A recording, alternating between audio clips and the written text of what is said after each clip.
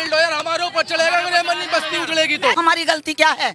योगी बिल्कुल अन्याय कर रहा हो। बाबा ने उंगली उठवा दी है हम पे। मेरा लड़का कहता मम्मी जहर खा के मर जाएंगे, क्या करेंगे। उत्तर प्रदेश में गाजियाबाद में योगी सरकार का कहना था कि बुलडोजर तो चलेंगे पर उन लोगों पे चलेंगे जो भूमाफिया हैं या फिर जिन्होंने जमीन पर कब्जा कर रखा है। पर यहाँ तो लगता है कुछ उल्टा ही हो रहा है।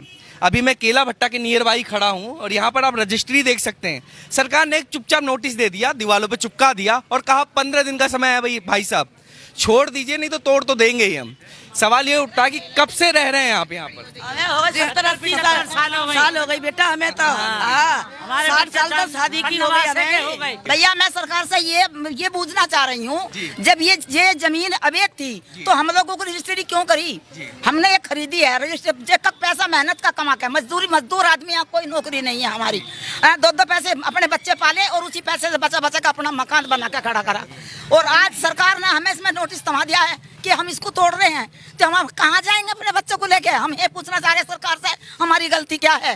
क्यों टैक्स ले रही है हमसे? हम टैक्स भर रहे हैं, तो होल टैक्स बराबर भर रहे हैं। 60 साल हो गए, हमारे बुजुर्ग यहाँ खत्म हो गए, हम भी यही खत्म होने जा रहे हैं। आज हम कहाँ चले जाएंगे यहाँ से? हमारे पास तो कुछ भी नहीं है। इस बाजट को लेकर हम कहाँ फिरेंगे? अपने बच्चों को लेकर कहाँ जाए हम? आज सरकार से हम ये पूछना चाह रहे हैं। और बाबा योगी को जी जान से और सबसे वोट दिलाई है, हमने खुद वोट दिए और सब आज हमें कह रहे हैं वोट दे लो वोट बाबा को। बाबा ने उंगली उठवा दी है हम पे। उस बाबा को हमने इसीलिए जिताया क्या कि हम घर से आते ही गद्दी पे आते ही हमें घर से बेघर कर दीजिए हैं? तो बताइए हम किसके आगे रोएं और हम कैसा फरियाद अपनी बाबा तक पहुँचाएं? हम बाबा को पकड़ के ही रोएंगे। हम कहाँ जाएं? अपने बच्चों को लेकर हम रोया भी नहीं जा रहा और हमारे नोटिस थमा दिए और हम कल से रोटी भी नहीं खा रहे, हमारे बच्चे खा रहे ना हम खा रहे। हम कहाँ पढ़ेंगे जाके? मैं आपको आसान शब्दों में बता दूं कि सरकार जब भी रजिस्ट्री करवाती है तो एक फीस लेती है, यानी कि सरकार के हैंड में फीस होती है और सरकार की नज़र में होता है रजिस्टर वगैरह।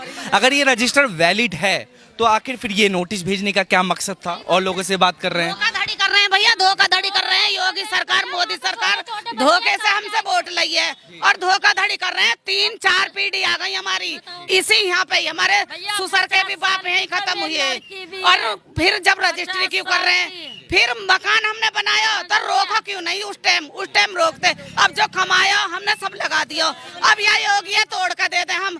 योगी बिल्कुल अन्याय कर रहा हो, बिल्कुल अन्याय कर रहा हो। अगली बार ना आने को। खाना भी नहीं खाया, 50 साल हो गए, पैदाइश यही है हमारी। छोटे छोटे बच्चों को लेके कहाँ जाएंगे? किसने खाना भी नहीं खाया है? और कोई बीमार है, कोई अटैक आ रहा है, उसकी कोई जिम्मेदारी कौन लेगा? ये बताओ आप, है उसकी जिम्मेदारी कौन लेगा? एक बंदा है, रात अटैक आ गया, उसकी जिम्मेदारी कौन लेगा? योगी लेगा? कौन लेगा? बताओ। हमने योगी को इसलिए जताया कि कोई हमारी सहायता करेगा।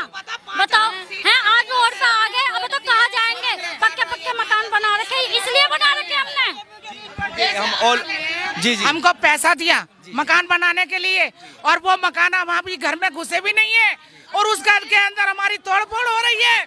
हमारे पास सब सबूत है, हर चीज का सबूत है। सरकार ने पैसा हमें दिया मकान बनाने के लिए और वो मकान भी अभी घर के अंदर घुसे भी नहीं है। आवास योजना के तहत आपको जो मकान बनाने के पैसे दिए 2 लाख मुझ पे आ चुका है, 50 रह गया है और 1 लाख रुपया मैंने घर से किसी से कर्जा लेके लगाया है। मैं कहाँ जाऊंगी? मैं बहुत परेशान हूँ, मैं कमाने खाने लायक भी नहीं हूँ। मेरा एक बच्चा वो लंगड़ा पा जाए, मैं किसके साथ रहूंगी? मेरा लड़का कहता मम्मी जहर खा के मर जाएंगे, क्या करेंगे? हम कहाँ जाएंगे? कहाँ जाएंगे? हम कहाँ जाएंगे?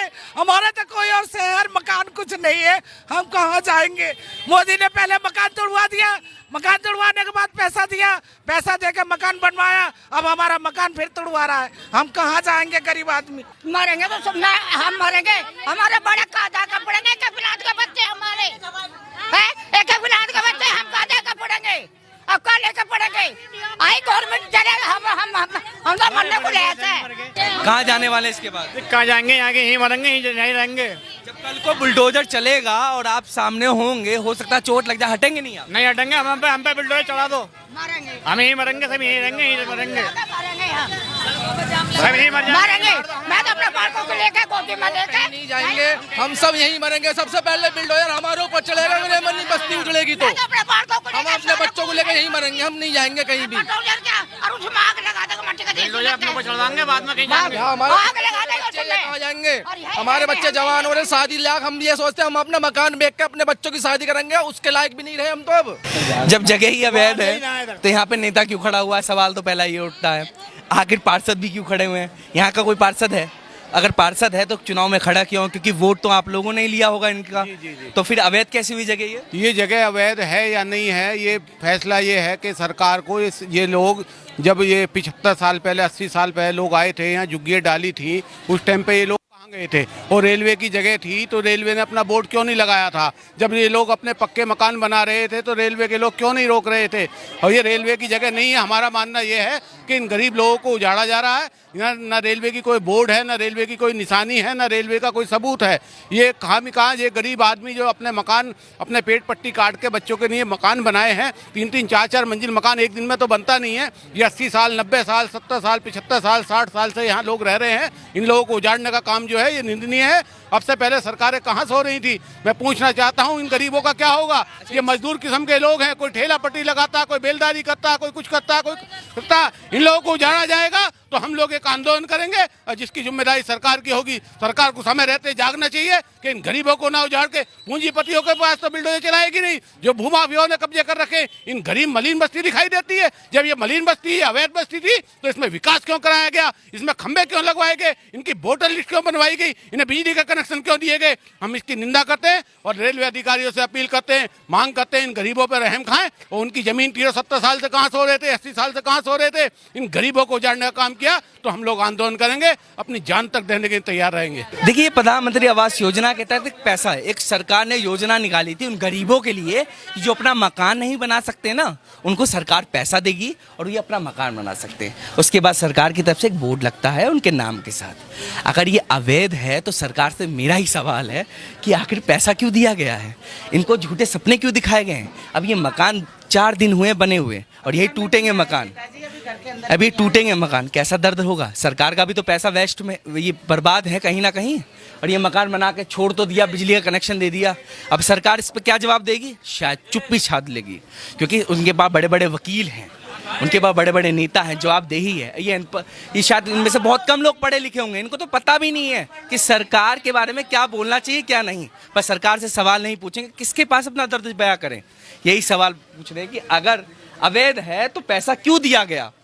अगर पैसा सरकार के पास इतना फालतू है, क्योंकि टैक्स तो हम भी भरते हैं ना, हमारे टैक्स से ही तो इनके पास पैसा आता है, तो हमारे टैक्स का पैसा क्यों बर्बाद किया जा रहा है? यही एक सवाल और उठता है। तो ये इलाका देख सकते हैं, ये इलाका मेन रोड तक टूटेगा सरकार के नोटिस के हिसाब से। इस सारे मकान टूटेंगे लगातार ऐसे सरकार के नोटिस के हिसाब से। अब सोचिए कि एक घर में अगर करीबन 5 से 10 जने भी रहते होंगे तो कितने की आबादी हुई? वोट लेने के बहाने सरकार ने तो बड़े बड़े वादे कर दिए। अब वोट का काम हो गया, क्योंकि उत्तर प्रदेश के चुनाव खत्म, 5 साल की बात टल गई। अब 5 साल की बात टल गई, अब कुछ भी करेगी सरकार और ये मुंह ताकते रह जाएंगे। जब मकान टूटेंगे ना तो इनकी आंखों के बयां जो आंसू बहेंगे ना, शायद उसका दर्द कोई और नहीं समझ पाएगा। उसका दर्द यहाँ के लोग और यहाँ पे जो रहते हैं वो समझ पाएंगे, या जिस पे बीतती है वो समझ पाएंगे। ये मकान टूटना, ये मकान बनना हुआ नहीं है।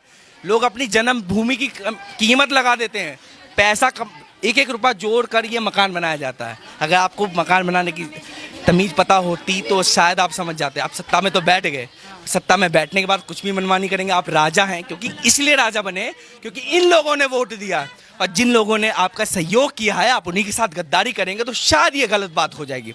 अगर ये गलत बात है तो शायद आपके नेता या फिर जो भी जिन्होंने ऑर्डर दिया यहाँ पर आके इन्हें समझाए या फिर इनके लिए कोई और ऑप्शन दे। बस यही कहना चाहते हैं और इसी के साथ अपनी बात मैं खत्म करता हूं कि सत्ता पे बैठे हैं तो राज मत करिए, सेवा करिए। समझिए राज और सेवा में क्या फर्क होता है, और यही अगर गलती कर बैठेंगे तो शायद अगली बार आप सत्ता का मुंह ना देख पाएं। बस यही कह के अपनी बात